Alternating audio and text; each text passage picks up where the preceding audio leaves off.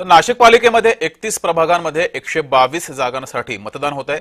एकूण 1563 केंद्रावर मतदान प्रक्रिया पार पडणार आहे। तर 266 केंद्र संवेदनशील आणि अतिसंवेदनशील आहेत। निवडणुकीत 13,60,722 मतदार मतदानाचा हक्क बजावणार आहेत। या तयारीच्या संदर्भात आढावा घेतलाय आमचे प्रतिनिधी किरण गोटूर यांनी। पाहूयात। उद्या नाशिक महापालिका निवडणुकीसाठी मतदानाची प्रक्रिया ही पार पडणार आहे आणि त्याचीच तयारी अंतिम टप्प्यात आलेली आहे। उद्या मतदानासाठी लागणारे जे साहित्य आहे ते साहित्य वाटपाचं काम आज प्रशासनाकडून केलं जात आहे। हे ईव्हीएम मशीन्स आहेत आणि याच ईव्हीएम मशीन्स वर उद्या हे मतदार आपलं मतदानाचा हक्क बजावणार आहेत। सगळे ईव्हीएम मशीन जे आहेत ते चेक करून घेतले जात आहेत, कारण उद्या कुठलेही अडचणी निर्माण होऊ नये त्यासाठी हे प्रिकॉशन घेतलं जाते। जवळपास नाशिकमध्ये 1500हून अधिक हे मतदान केंद्र आहेत।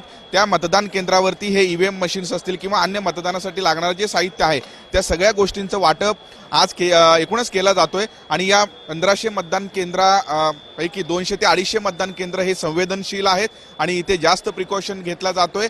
संपूर्ण ईव्हीएम मशीन्स जे आहेत हे चेक करून कर्मचारी घेत आहेत, कारण उद्या मतदान केंद्रावरती ईव्हीएम मशीनमध्ये कुठल्याही जे टेक्निकल अडचण आहे ते निर्माण जे होऊ नये। खरं तर या गोष्टींचा प्रिकॉशन जो आहे तो घेतला जातोय आणि जास्तीत जास्त मतदारांनी उद्या हे मतदान करावं अशा पद्धतीचं आव्हान जो आहे तो प्रशासनाच्या वतीने करण्यात आलेला आहे। त्यामुळे उद्या मतदार आपलं एकूणच कौल देणार आहेत। त्यामुळे नाशिक महापालिकेवरती कुणाचा झेंडा फडकतो हे बघणं महत्त्वाचं असेल। किरण गोटूर, जय महाराष्ट्र न्यूज, नाशिक।